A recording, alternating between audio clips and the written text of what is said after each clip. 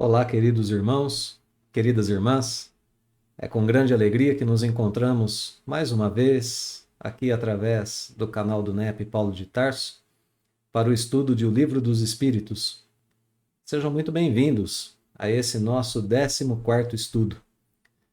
Vamos nesse momento então pedir humildemente a Deus, a Jesus, que estejam conosco, nos orientando, nos protegendo para a boa execução do estudo, para que possamos terminar esse estudo melhores do que quando começamos, um pouquinho mais aptos a trabalhar bem pelas leis divinas aqui na Terra. Que assim seja. Muito bem. Anteriormente, nós estudamos as 3 primeiras questões do Livro dos Espíritos. Portanto, agora nós daremos sequência a esse estudo, estudaremos as questões de 4 a 9. O tema dessas questões é a prova ou as provas da existência de Deus. Vamos lembrar um pouquinho o estudo anterior. A gente aprofundou no estudo anterior ou estudamos anteriormente as 3 primeiras questões do Livro dos Espíritos. Tínhamos um foco, que era a reordenação do nosso pensamento, do nosso modo de pensar a vida, colocando em primeiro lugar o conhecimento que podemos ter sobre Deus. E ali nós estudamos Deus em si mesmo, a definição que a gente podia encontrar a respeito de Deus. Vamos lembrar, né? A gente viu na primeira questão que Deus é a inteligência suprema, causa primária de todas as coisas. É assim que Deus foi definido na primeira questão. As questões posteriores, a questão de número 2 e de número 3, comparavam esse conhecimento ou pretendiam, colocar a possibilidade da gente definir Deus como sendo o infinito. E a ideia principal é que a gente não pode definir Deus como sendo o infinito porque o infinito é desconhecido. E a gente não pode, para definir uma coisa, defini-la por outra que também é desconhecida. As duas coisas eram desconhecidas, ou são no primeiro momento. Deus é desconhecido. Como é que eu vou defini-lo? Eu vou dizer, Deus é o infinito. Mas aí eu não sei também o que é o infinito, então eu continuo não sabendo o que é Deus. Esse é o movimento que o Livro dos Espíritos aqui mental, racional, lógico, que foi impedido de ser realizado. Eu não posso dizer que Deus é o infinito. A definição que eu posso ter sobre Deus nesse primeiro momento é a seguinte: ele é a inteligência suprema e causa primária de todas as coisas. Isso é o que eu posso entender de Deus em si, a respeito de Deus em si mesmo, nesse meu momento, nesse meu grau evolutivo. Posso entender as propriedades íntimas de Deus? Por enquanto não, a gente vai ver no decorrer dos nossos estudos que não. Mas esse conhecimento aqui a gente pode ter. Deus é a inteligência suprema e causa primária de todas as coisas. Então notemos, que a primeira questão diz que Deus é, ele existe, e diz o que ele é. A inteligência suprema e a causa primária de todas as coisas. Então, a partir dessa constatação, a gente tem a definição primeira sobre Deus e o que a gente vai trabalhar no decorrer da obra, claro, no que diz respeito a esse conhecimento sobre Deus. Quando a gente vai falar agora a respeito das provas da existência de Deus, a gente está estudando uma segunda possível relação de Deus. A gente estudou a relação de Deus em si mesmo, a sua definição, o que ele é em si, que a gente pode saber sobre isso, E agora a gente vai estudar uma segunda relação, que é essa relação, o começo da relação entre nós e Deus. Por que o começo? Porque é a prova que eu preciso ter da sua existência. Senão eu não tenho outra relação nenhuma com Deus. Se eu não tenho prova da existência dele, por que eu vou seguir as suas leis morais? Que é um tipo de relação que eu tenho com o Pai Celestial, por exemplo. Se eu não tenho a prova da sua existência, como eu vou desenvolver a minha fé? Que, segundo Kardec, deve ser desenvolvida através da razão. Só a fé raciocinada é a fé mais poderosa, é a fé verdadeira. Fé verdadeira é a fé raciocinada, dirá Kardec lá no Evangelho segundo o Espiritismo. Fé verdadeira só é aquela que pode enfrentar a razão frente a frente em todas as épocas. Então, a gente precisa ter provas racionais da existência de Deus. Então, é esse o foco do nosso estudo de hoje. A gente parte desse momento, né, em que a gente definiu Deus naquilo que a gente pode, inteligência suprema, causa primária de todas as coisas, e agora a gente vai buscar as provas da existência de Deus. É um movimento natural do texto. Primeiro o texto diz assim, né? Deus é. E agora então Kardec pede a prova. Né? Me prove onde eu encontro a prova que Deus é, que Deus existe. Então, é um movimento natural do texto, e agora a gente pode começar a voltar a nossa atenção para essas 6 questões que nós vamos estudar hoje. Questões 4, 5, 6, 7, 8 e 9. 6 questões do Livro dos Espíritos, que compõem esse item, provas da existência de Deus. Então é aqui que a gente vai continuar agora complementando o nosso entendimento sobre Deus. Primeiramente, eu vou propor aquele exercício que a gente está se habituando ainda a fazer, né? A gente fez no estudo anterior, vamos repeti-lo agora. Vamos dar uma olhada apenas para as questões, sem nos preocuparmos com as respostas por enquanto. Questão de número 4. Onde se pode encontrar a prova da existência de Deus? Então aqui, mais uma vez, se aproximando do título do item, né? Provas da existência de Deus. Onde eu encontro a prova? Questão de número 5. A temática permanece, né? As pessoas têm um sentimento intuitivo. A palavra instintivo aqui não é uma boa palavra. A melhor palavra seria intuitivo. Quem tem a tradução aí do Guilherme Ribeiro como essa nossa, que é a de 2013, né? Pode perceber que a gente vai precisar usar a palavra intuitivo aqui. A gente desenvolve isso no decorrer da questão, né? Quando a gente se debruçar sobre ela. Então, as pessoas têm, todos têm, segundo Kardec, um sentimento intuitivo da existência de Deus. Que dedução eu posso tirar disso? Essa é a pergunta. Vamos lá. Pergunta número 6, e a gente vai estabelecer uma relação entre elas daqui a pouquinho. Esse sentimento íntimo que temos da existência de Deus não poderia ser fruto da educação ou de ideias adquiridas? Então, notemos, né, que a gente tem a busca pelas provas nas 3 primeiras questões. E para a gente entender a temática, a gente vai precisar olhar rapidamente para a resposta da questão número 4 e a gente vai continuar desenvolvendo só as questões. Onde eu posso encontrar, né? Questão número 4, voltei a ela. Onde se pode encontrar a prova da existência de Deus? Na razão. E vamos parar por aqui por enquanto. Nas questões 5 e 6, ela está no sentimento. E, portanto, a gente tem nas 3 primeiras questões as provas da existência de Deus nas faculdades humanas, na razão e no sentimento. Essas faculdades humanas são capazes de encontrar a prova da existência de Deus. Então, notemos, né? Para essas 3 primeiras questões, a gente está trabalhando no âmbito das faculdades humanas. Lá na questão de número 7, parece que a gente vai mudar essa temática, mas é só uma impressão. Porque a questão número 7 pergunta se a gente poderia achar nas propriedades íntimas da matéria a causa primária da formação das coisas. Então vamos notar aqui uma coisa interessante agora. Eu posso encontrar nas propriedades íntimas da matéria, a causa primária? Lembremos a definição da primeira questão, né, do Livro dos Espíritos, é por isso que a gente retornou a ela no comecinho do estudo de hoje. Deus é a causa primária de todas as coisas. Se a causa primária pode ser encontrada na propriedade íntima nas propriedades íntimas da matéria, Deus não é a causa primária. Então, é isso que Kardec está pesquisando aqui.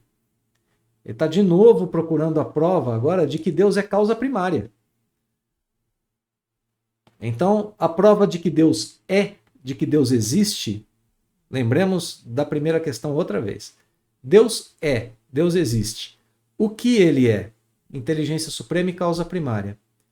Onde eu encontro a resposta de que Deus é, de que Deus existe? Na minha razão e no meu sentimento. Aqui, né? As 3 primeiras questões.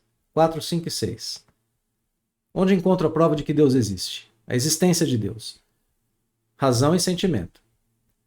Agora, como eu trato de Deus como sendo causa primária? Como eu entendo que Deus é causa primária? De novo, as respostas sempre voltadas à nossa razão, né? Questões 7 e 8, como a gente vai ver aqui. Eu posso dizer que a causa primária está nas propriedades íntimas da matéria? Questão 8.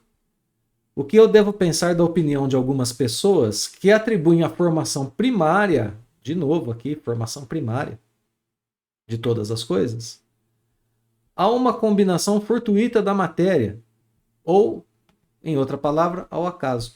Não poderia ser o acaso a causa primária? Então notemos que as questões 7 e 8 tratam da existência de Deus enquanto causa primária. E a questão 9 vai ficar muito fácil da gente perceber que Kardec pergunta: em que é que na causa primária se revela uma inteligência suprema e superior a todas as inteligências? Como que eu tenho essa revelação, essa prova de que Deus enquanto causa primária, porque como causa primária ele já está provado nas questões 7 e 8, como que eu sei que a causa primária é uma inteligência suprema e superior? Então, portanto, aqui a prova de Deus como inteligência suprema.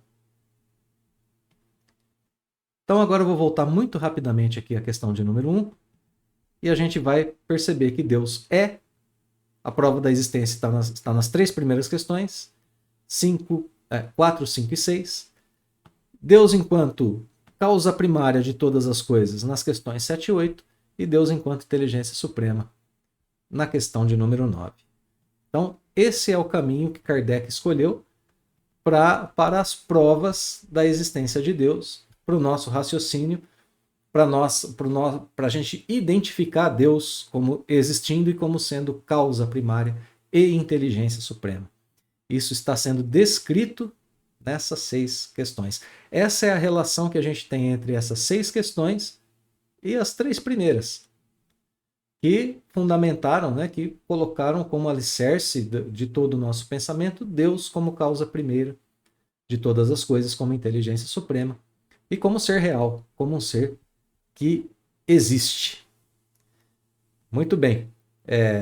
Agora a gente pode seguir um pouquinho e começar a análise um pouco mais pormenorizada das questões em si mesmas, né? Então vamos ler a questão de número 4 e a sua resposta.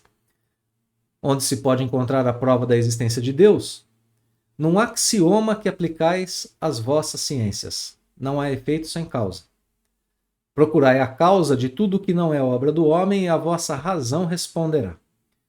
Na sequência a gente tem um comentário de Allan Kardec a essa resposta dos espíritos superiores. Então vamos a esse comentário.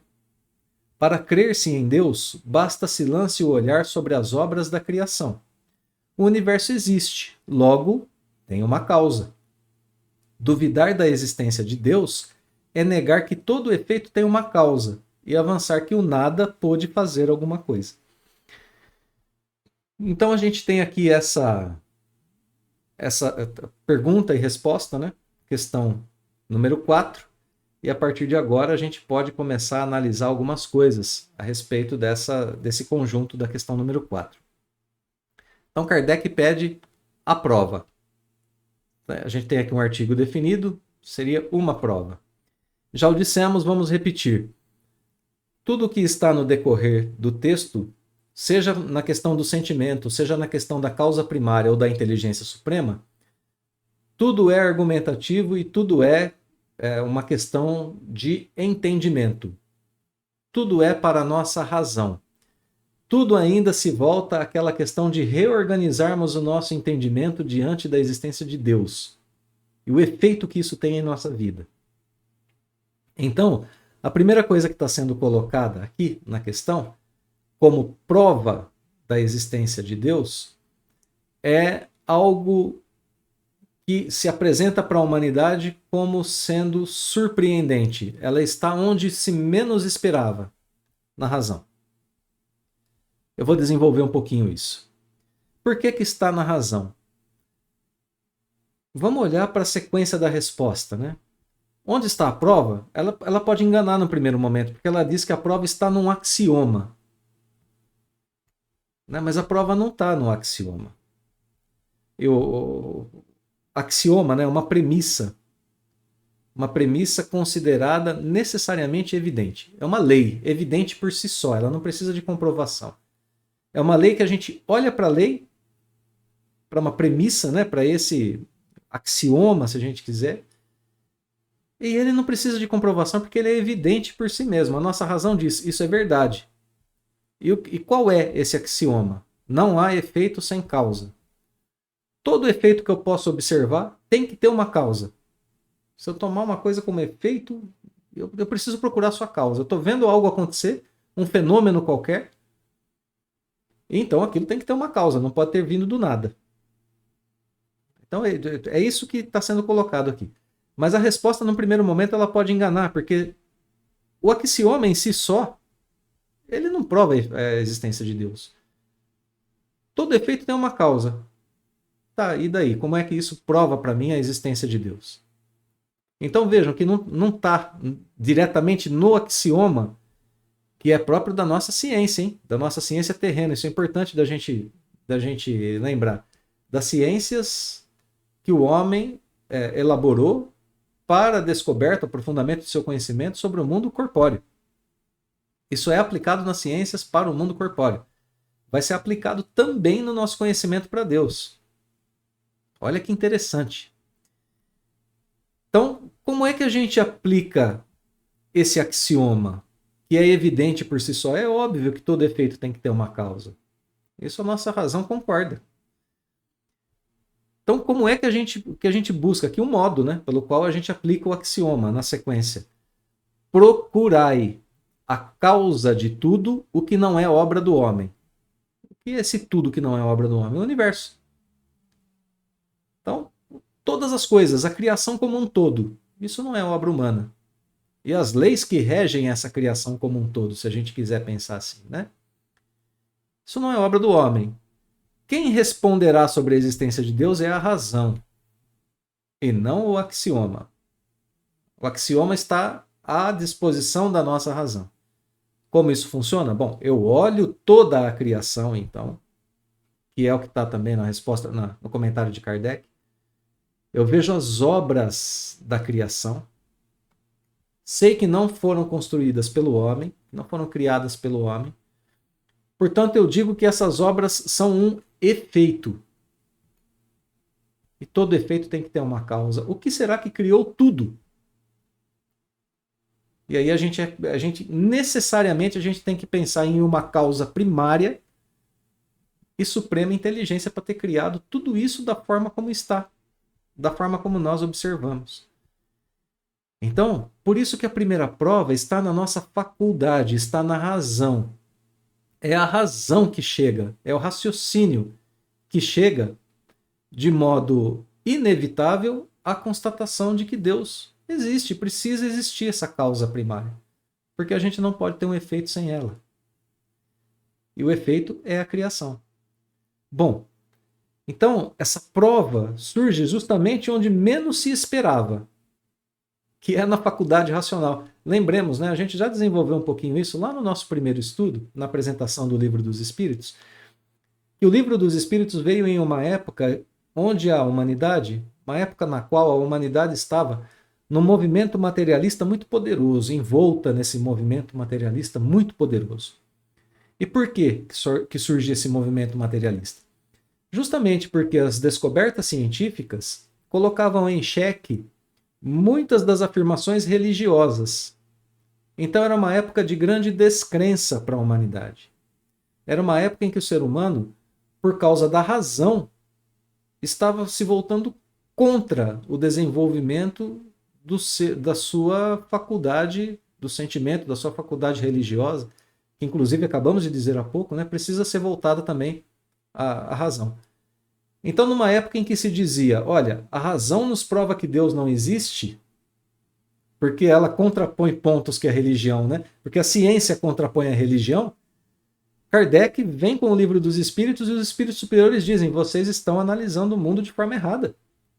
Estão usando a faculdade racional de forma equivocada e limitada. Está limitada às coisas materiais. A razão pode encontrar Deus, é uma busca metafísica, claro. Mas a razão vai encontrar a existência de Deus. É inevitável se usarem a própria razão. Então, as faculdades humanas não podem ser excludentes de Deus, dado que elas foram criadas por Deus. A gente tem esse movimento na sequência, né? O sentimento. O sentimento precisa ter ressonância da existência de Deus nele. E os espíritos superiores vêm comprovar isso para a gente nas respostas do Livro dos Espíritos. Então, veja, para a época de Kardec, era uma grande novidade e uma grande ousadia dizer se encontra Deus através da razão. Para a nossa época, é uma grande novidade, é uma ousadia. Muitos de nós estamos profundamente envolvidos com questões materiais e não estamos sendo capazes de desenvolver a nossa espiritualidade encontrando Deus de modo convicto, de modo firme em nosso pensamento. E o exercício proposto, o primeiro exercício é esse que a gente viu. Pensa no que criou tudo. E a gente não é capaz de encontrar outra causa senão Deus. Então é inevitável para o nosso pensamento. Eu quero fazer um pequeno parêntese agora para dizer que essa questão de uma resposta da terceira revelação, que é o Espiritismo, inesperada, surpreendente, ousada, não é algo que aconteceu só uma vez. Nós tratamos na doutrina espírita de 3 revelações de Deus para a humanidade, né? A Tábua dos 10 Mandamentos, através de Moisés, Jesus, com a Boa Nova, e o Espiritismo. Eu quero fazer esse breve parêntese agora para a gente poder identificar que nem sempre o que Deus envia à humanidade é o que ela espera, mas que sempre há essa reordenação de nossas faculdades, de nosso modo de entender a vida. Lembremos rapidamente, o povo hebreu era um povo recém-liberto do cativeiro, era um povo escravo, né, do povo egípcio. Estava em cativeiro no Egito. Aí a gente lembra da história, né, peregrinação pelo deserto, abertura do Mar Vermelho, até chegar naquele momento da criação do bezerro de ouro. Momento em que esse povo estava à beira da libertinagem por causa da liberdade adquirida, da sua escravidão. Então é justamente nesse momento que Moisés vai receber no alto do Monte Sinai a Tábua dos 10 Mandamentos. E o que dizia a Tábua dos 10 Mandamentos para um povo recém-liberto? Vocês têm deveres a cumprir. São deveres. São 10 mandamentos que falam sobre deveres que o homem tem a cumprir para com Deus. Primeiro mandamento, né? Para com Deus. Para com a sociedade, para consigo mesmo e assim por diante. Os deveres daqueles homens diante da vida, dizendo, como se Deus dissesse, né? Nas entrelinhas, a liberdade está no cumprimento de deveres, não na libertinagem. É preciso lembrar dos deveres. Então a primeira revelação traz o dever para um povo recém-liberto. Talvez algo que esse povo não quisesse, né? Ter que cumprir deveres. E há uma diferença muito grande entre cumprir dever e ser escravo. O cumprimento do dever da lei divina é o que nos liberta.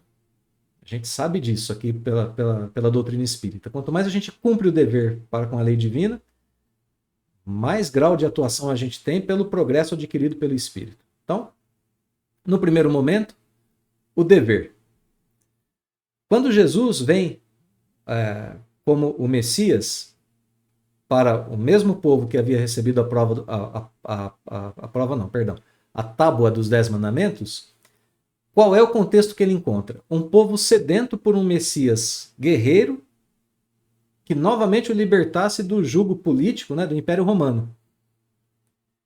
E o que Deus envia a esse povo? Não o Messias guerreiro, mas o Messias que trazia a boa nova do Evangelho, fundamentada em dois principais pilares que não eram o que o povo esperava naquela época: o amor incondicional e a fé na vida futura.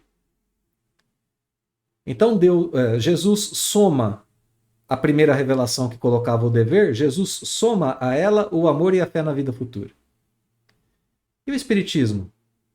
O Espiritismo, quando justamente nós entramos no século das... Estávamos, né, saindo do século das luzes, vivendo o século das luzes, a revolução da indústria, as grandes descobertas da ciência, justamente quando a nossa razão estava no seu ápice. O ser humano estava deslumbrado com sua capacidade racional e científica, justamente nesse momento em que a gente está, pela razão, se voltando para a questão do materialismo. Chega a terceira revelação, o Espiritismo, e diz: bom, agora Deus é encontrado através da razão, através do entendimento. Inclusive do melhor entendimento que a gente possa ter com a nossa própria razão, com as suas limitações, com essa faculdade, com a sua forma de organizar o entendimento sobre a vida, com as nossas relações com o prazer, com o egoísmo e com o orgulho. Grandes motivos de queda para os materialistas, né? Eles se deixam levar pelo prazer, pelo orgulho, pela vaidade, pelo egoísmo e caem. Então o Espiritismo vem e diz: agora eu somo ao dever, ao amor incondicional, à fé na vida futura. Eu somo a esses elementos o entendimento. O Espiritismo nos leva a Deus através, principalmente, do entendimento. Mantendo, é claro, as questões do dever, as questões do amor incondicional, as questões da fé na vida futura. Sendo assim, as três revelações complementam umas às outras e a gente tem a melhor orientação da nossa vontade através do dever, faculdades humanas, olha só, do nosso sentimento através do amor incondicional, do nosso pensamento através da razão, que estão em foco nas três revelações que são retomadas pelo Espiritismo ao nos provar agora a existência de Deus através da razão. Olha que conhecimento maravilhoso a gente tem agora para avançar nas questões de O Livro dos Espíritos. Essa questão de número 4 já nos mostrou como a gente encontra Deus através da razão, nesse exercício de abstração que a gente faz, né? Tomando a criação, o universo como um efeito, chegando a Deus. A gente faz esse movimento nas nossas ciências humanas. A gente aplica isso para o nosso conhecimento material. Um exemplo disso simples é a lei da gravidade. Observou-se que os corpos caíam, iam ao chão, e dali, da observação desse fenômeno, se chegou à lei da gravidade. É um exercício de abstração que é próprio da mente humana, da razão humana, do intelecto humano. A gente coloca leis, a gente descobre leis que regem a criação física, corpórea, né, o universo, através de certas observações que a gente faz. E a gente pode fazer o mesmo em relação a Deus. A gente observa a criação e aí a gente, depois de observar a criação, a gente chega à conclusão de que Deus existe. Até mesmo pelas leis que regem a criação. A criação está aí, está posta, está colocada. Mas tem leis que regem essa criação. Os nossos corpos, o nosso sistema solar, a sua interação com a nossa galáxia, a interação de nossa galáxia com outras, e assim a totalidade que a gente imagina da criação. Aí a gente imagina toda essa totalidade e diz: essa criação é um efeito. Precisa ter uma causa. A causa é Deus. A causa, só uma causa. Senão a gente cai numa armadilha, né, que é uma armadilha própria do nosso intelecto, de pensar o seguinte: tá, mas então o que criou Deus? A gente tem que imaginar outro Deus para ter criado Deus. E aí a gente nunca sai dessa infinitude, né, de atribuir uma causa a outra. Vejam que o axioma para isso é perfeito, porque ele diz que o nosso universo é um efeito. Para esse efeito a gente pode ter outro efeito. Ok, tudo bem. Vamos voltar à questão do Big Bang. O que criou o Big Bang? Pode ter sido uma outra causa material? Muita gente especula, né? O nosso Big Bang pode ter sido causado por outro universo. Então, o nosso universo teria nascido de outro universo, que é também corpóreo, material. Então, o que criou esse outro universo? Outro universo? E o que criou esse outro? Outro? Então, a gente nunca sai dessa relação para as coisas materiais. As coisas materiais podem ter efeito podem ter relação de causa e efeito infinita. Mas para a criação de todas as coisas, a gente pode envolver inclusive esses múltiplos universos. Para a criação de todos os universos, precisa ter uma causa só. Porque para a gente quebrar com essa relação causal. E essa causa única é Deus. Para o nosso universo, ou para toda a criação, talvez melhor palavra, se a gente quiser trabalhar com essa questão de múltiplos universos. Então, uma causa só para essa criação, para as leis que regem essa criação. Interessante a gente perceber, né, que aqui há uma aproximação do conhecimento de Deus com o conhecimento científico, proposital, porque a fonte dos dois conhecimentos é uma só, é a razão. Razão, raciocínio, lógica extraem da natureza leis e provam que Deus existe, através de um axioma que é aplicado também à ciência. Muito bem, então a gente percebe que as obras de Deus, obviamente, não são criações do homem, mas que lhe tocam a razão, tocam os sentidos e a razão. A questão aqui, portanto, continua metafísica, né? E a gente, através dessa busca, através desse raciocínio, a gente é capaz de identificar Deus como a primeira verdade. A primeira coisa verdadeira é Deus. E isso nos remete ao nosso estudo anterior, quando a gente viu lá com o Espírito de Verdade, a questão de Deus como verdade imutável, como regente das leis da criação. Precisa ter, senão a gente não explica as leis na criação e nem a própria criação. Bom, o fato é que Deus precisa ser também a primeira verdade em nós.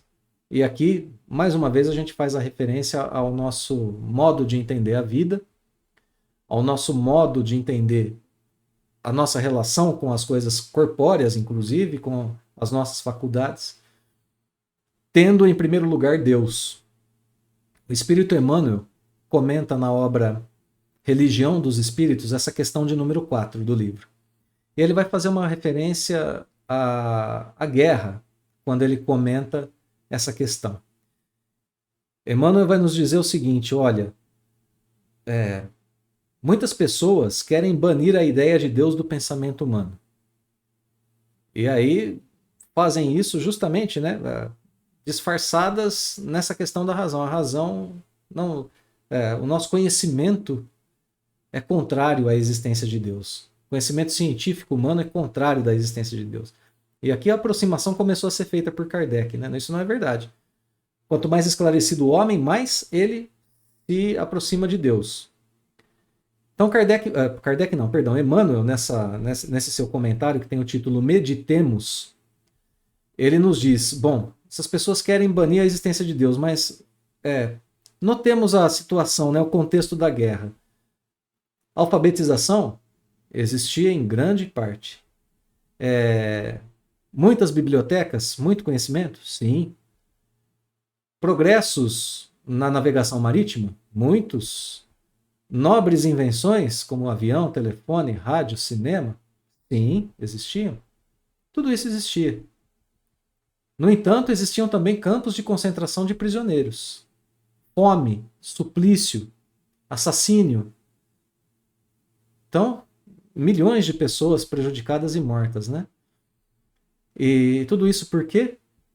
Porque essas descobertas de todas as áreas não foram suficientes para organizar o pensamento do ser humano sobre aquilo que era mais importante. A boa convivência humana, o bem-estar de todos. O progresso do homem em todos os sentidos, não só no material, mas no sentido intelectual, moral, ou seja, espiritual. Apesar de todos esses avanços, tudo desceu às trevas da carnagem, escreve Emmanuel.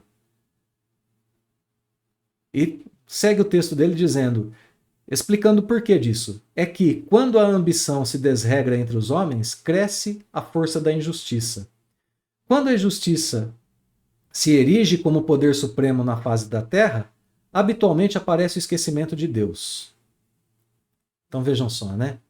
A gente cede aos nossos instintos, aos nossos sentimentos mais baixos, inferiores, e aí então desaparece a ideia de Deus que deveria reger a nossa conduta aqui.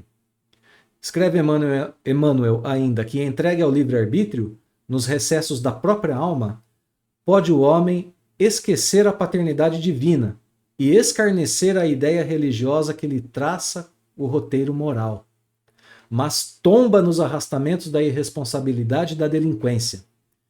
Pode, com ingratidão e crueldade, pregar à vida o desrespeito a Deus, mas a vida lhe responde com as trevas do caos.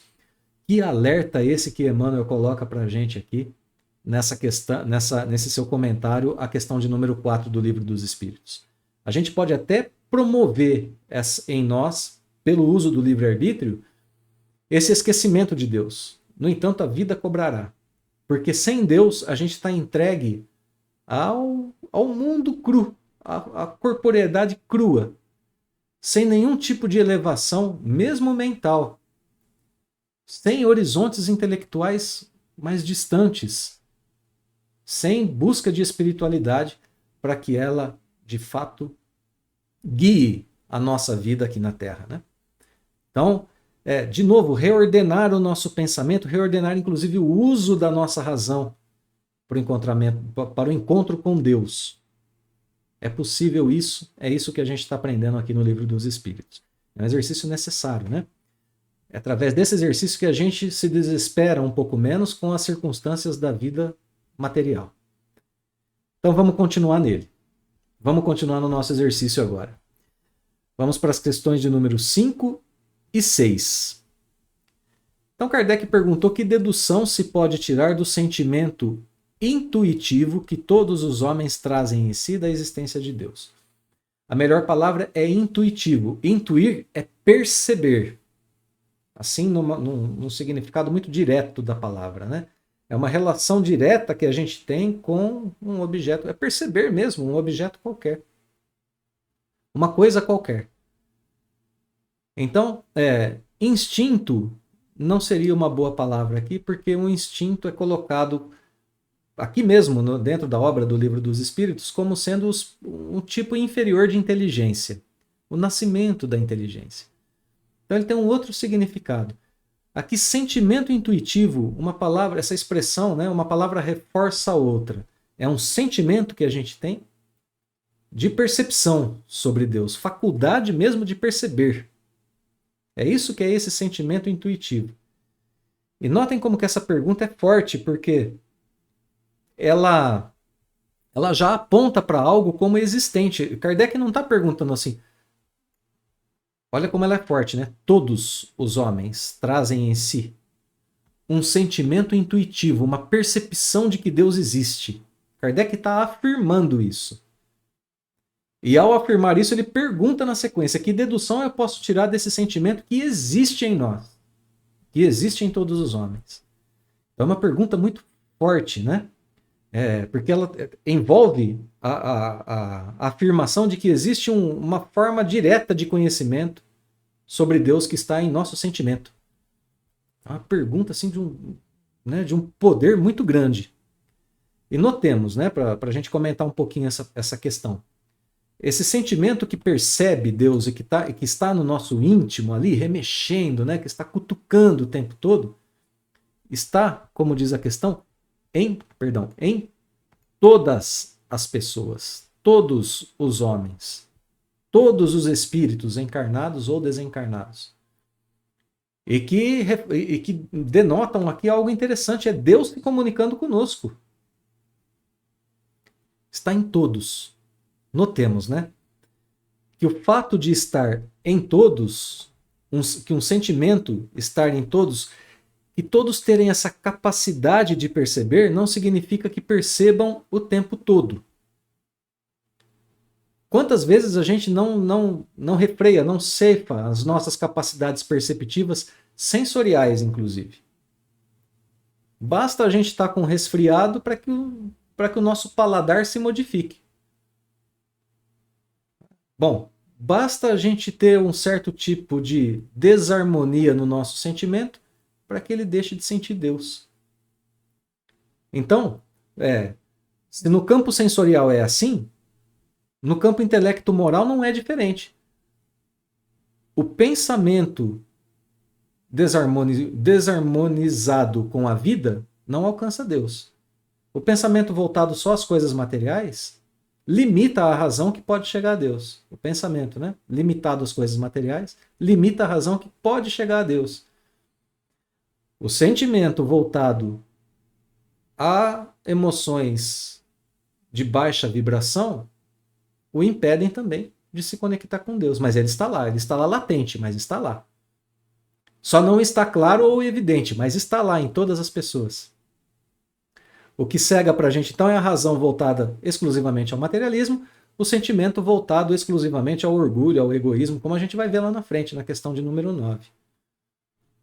Então, uma outra razão para que a palavra todos esteja aqui.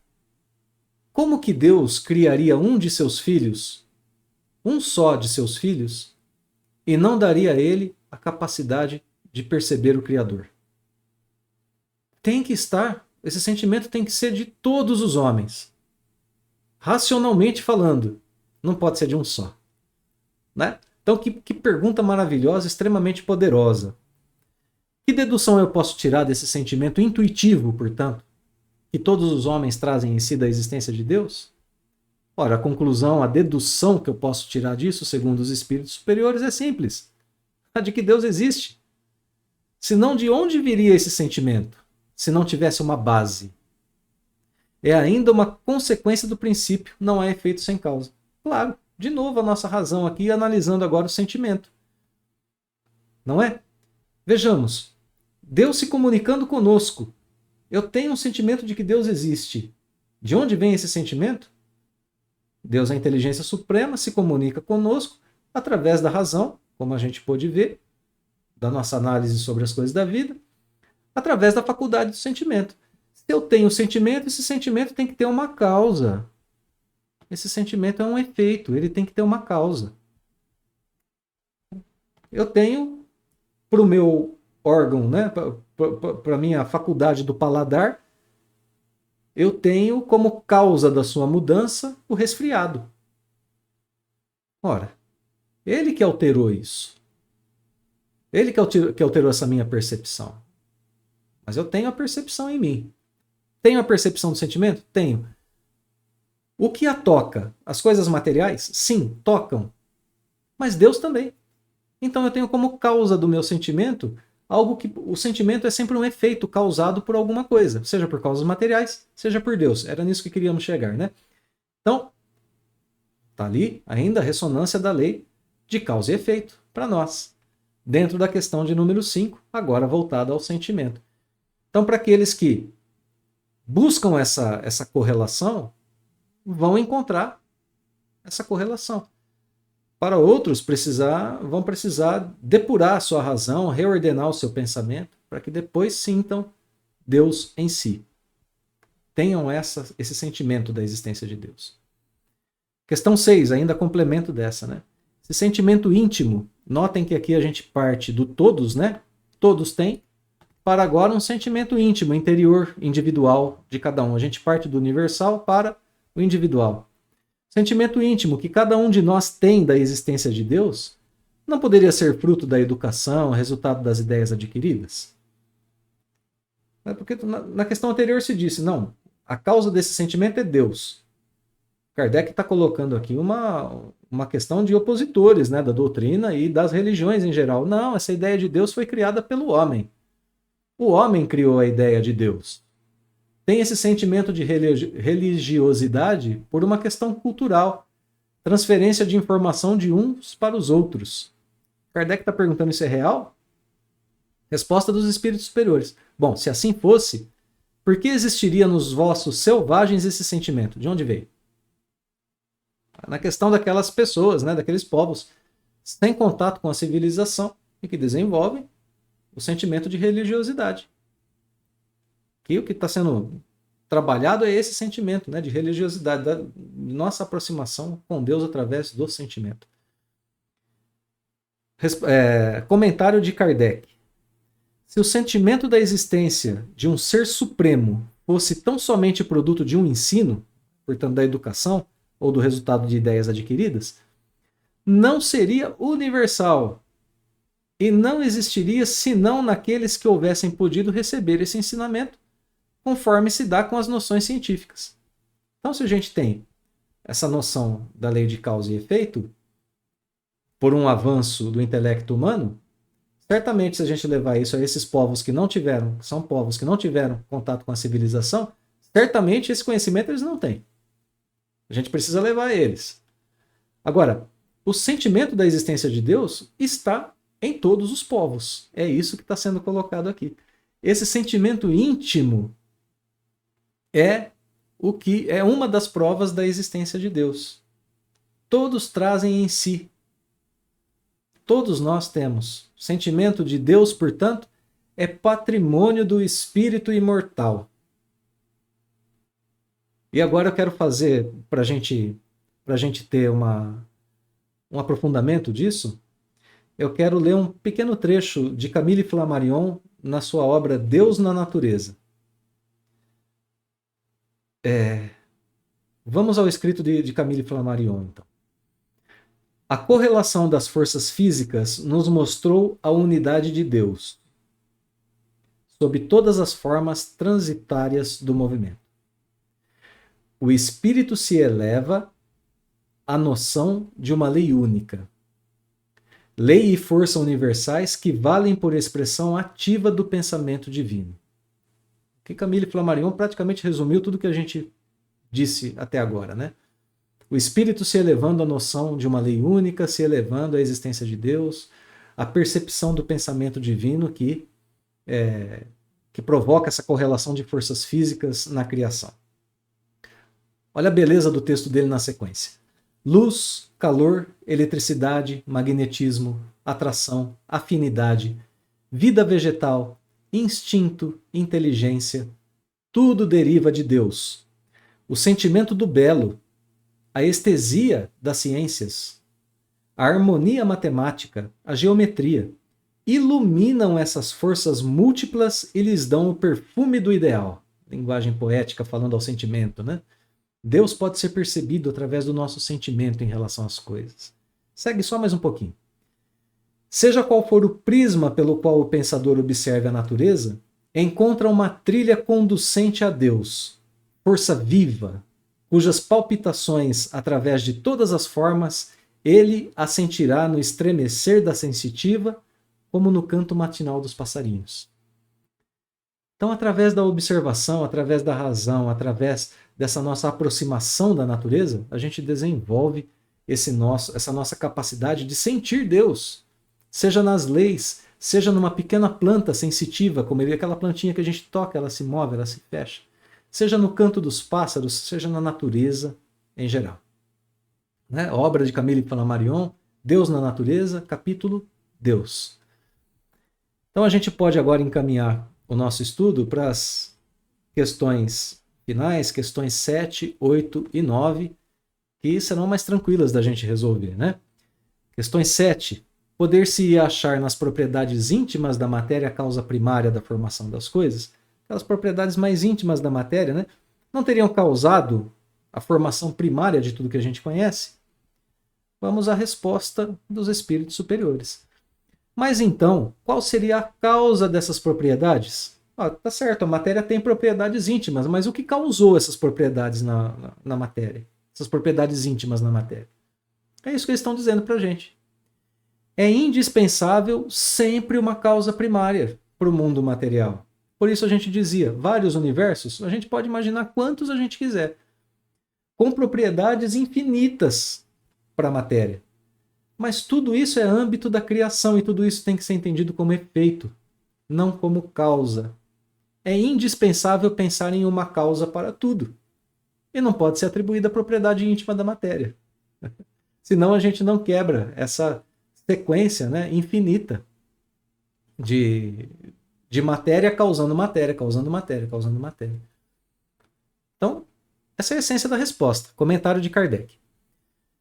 Atribuir a formação primária das coisas às propriedades íntimas da matéria seria tomar o efeito pela causa, exercício que a gente acabou de fazer, né? E que leva a uma sucessão infinita de causas e efeitos, não provocando para a gente conhecimento algum. A gente fica sem a questão do conhecimento no sentido forte da palavra. Se uma coisa causa a outra num processo infinito, a gente nunca chega à questão da causa primeiro. E não tem conhecimento bom a respeito da criação. Forte a respeito da criação. Segue o comentário de Kardec. Porquanto essas propriedades são também elas um efeito que há de ter uma causa. Então tá aí, né? A gente precisa pensar em algo fora do âmbito da causalidade material. Senão a gente não tem explicação sobre a formação das coisas. Questão de número 8. E agora, o que se deve pensar da opinião dos que atribuem a formação primária a uma combinação fortuita da matéria, ou por outra, ao acaso? Bom, então tudo foi criado pelo acaso. O que pensar daqueles que atribuem o acaso como fonte primária de todas as coisas e não Deus? Né? Bom, alguns vão atribuir, voltando então à questão anterior agora, né? Vão dizer que a causa primária de tudo são propriedades íntimas da matéria. Não, isso é impossível. A causa primária é Deus. A prova da existência de Deus é que a gente precisa dele como causa primária. A própria matéria não explica a si mesma como fonte criadora. Então a gente precisa de Deus como explicação da causa primária. Prova da existência de Deus para o nosso intelecto. Ok. Mas e se a gente atribuísse essa formação primária de todas as coisas, ao invés da própria matéria, ao acaso? A matéria estava lá, a matéria está ali, e aí o acaso criou tudo que a gente observa. É por acaso que o nosso planeta está na distância correta entre o Sol e a Lua. É por acaso que a nossa atmosfera tem a composição correta de elementos gasosos para gerar a vida, para proporcionar e manter a vida na Terra. É por acaso que os nossos oceanos estão organizados da forma como estão, provocando correntes marítimas, correntes que regulam a temperatura do planeta, que inclusive o homem está destruindo, né, através da sua ação. É por acaso que os rios cortam com água doce os continentes, proporcionando a vida, inclusive humana. É tudo isso por acaso. A gente atribui ao acaso a criação de todas essas coisas e a organização delas. É isso que Kardec está perguntando. O que pensar das pessoas que fazem isso? Tudo nasceu por acaso. E está aí por acaso. A resposta não podia ser outra, né, amigos? Outro absurdo. É óbvio. Não dá para atribuir uma observação de coisas tão inteligentes, profundamente inteligentes, ao acaso. Não dá para fazer isso. Tem que ter uma causa primária para tudo isso. E não pode ser o acaso. Olha lá na sequência. Que homem de bom senso pode considerar o acaso um ser inteligente? Não é possível, né? Se a pessoa tem bom senso, ela não vai fazer isso. Se ela fizer isso, ela está indo contra a própria razão. É um conflito interno que ela cria em si mesma, né? Além dos conflitos que ela já pode ter a respeito das aflições que a vida traz, ela cria outro. Eu digo que Deus não existe e não tem explicação nenhuma para o modo como a vida acontece. E aí a gente perde tanto a explicação, quanto a orientação, quanto o consolo, quanto o objetivo. A gente perde tudo e fica envolto na transitoriedade da matéria e nas mudanças repentinas que a matéria traz. Então, claro, absurdo. Absurdo. A gente não pode pensar dessa forma, isso não é um pensamento racional. Então, a gente trabalha aqui com essa questão e a gente percebe que a conclusão dela só poderia ser essa aqui, né, no final. Perguntam os espíritos superiores, devolvem com outra pergunta, né? O que é o acaso? O acaso é o nada. Nada. Explica o que defina o acaso. Né? Quando a gente fala assim, isso aconteceu por acaso, a gente está dizendo aconteceu porque aconteceu. E isso não explica nada. Então, é interessante que a gente vai vendo aqui o movimento do texto. Na questão anterior, algumas pessoas refutam Deus porque não são capazes de encontrá-lo nas propriedades íntimas da matéria, como causa primária, né? Então, o Livro dos Espíritos vai dizer assim, olha, não queira atribuir a causa primária da matéria à matéria. Isso é absurdo, é assim mesmo.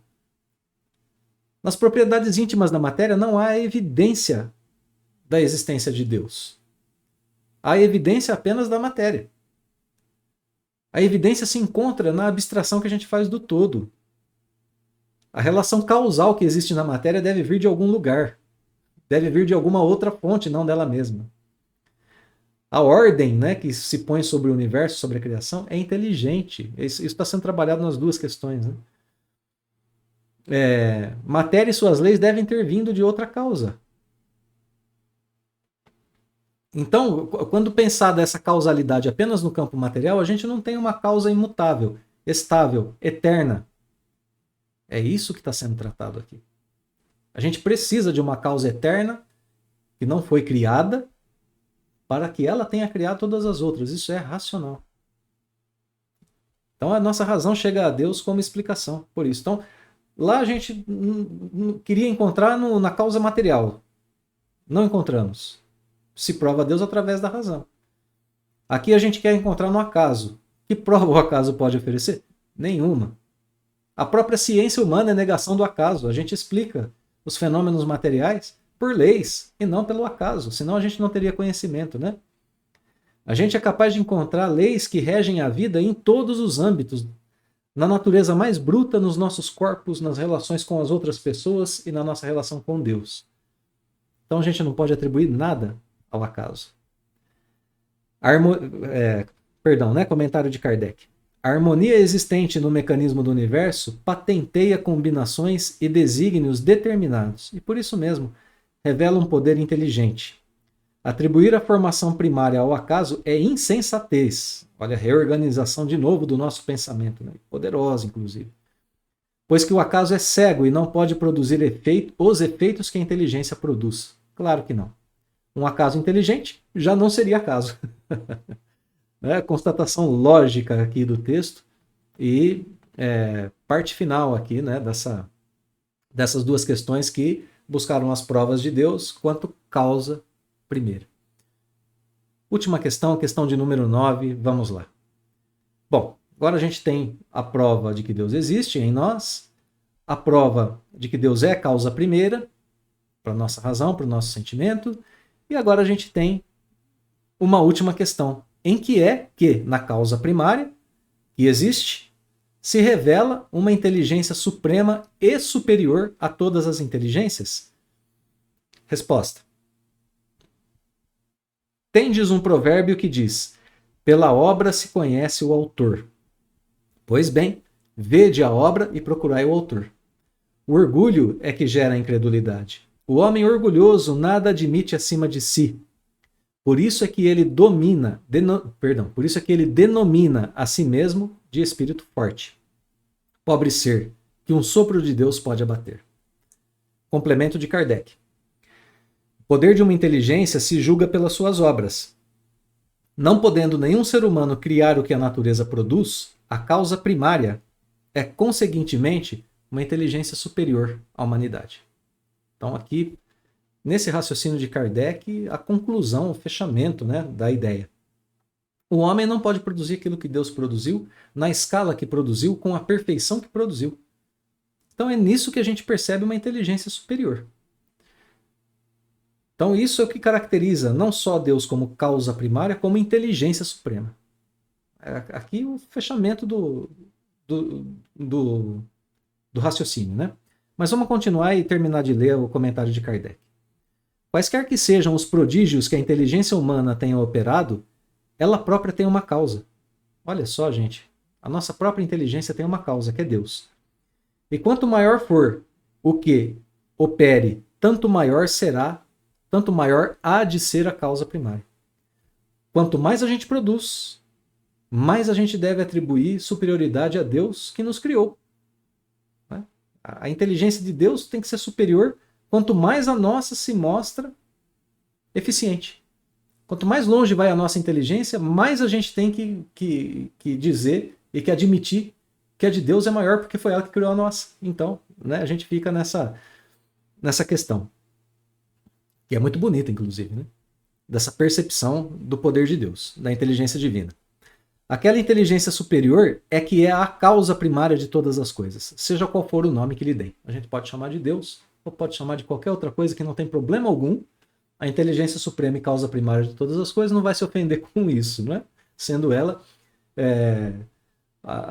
tendo ela ainda os outros atributos que a gente vai ver na sequência.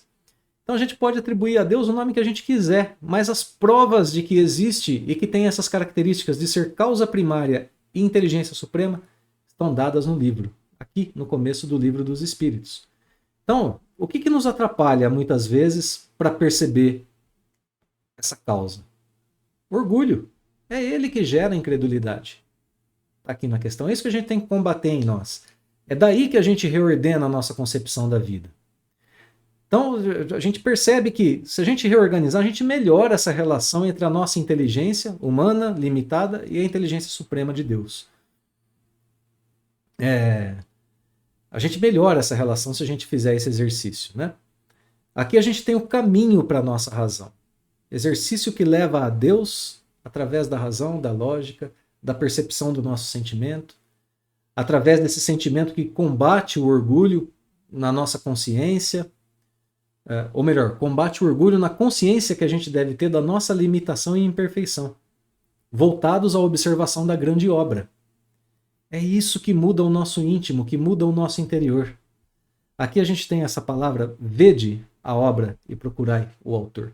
A gente tem um papel interessante aqui também, até para os órgãos dos sentidos, se a gente quiser, claro, aqui de forma figurada na resposta dos espíritos superiores, né? Mas a gente tem na filosofia a faculdade da visão como tendo uma supremacia sobre as outras.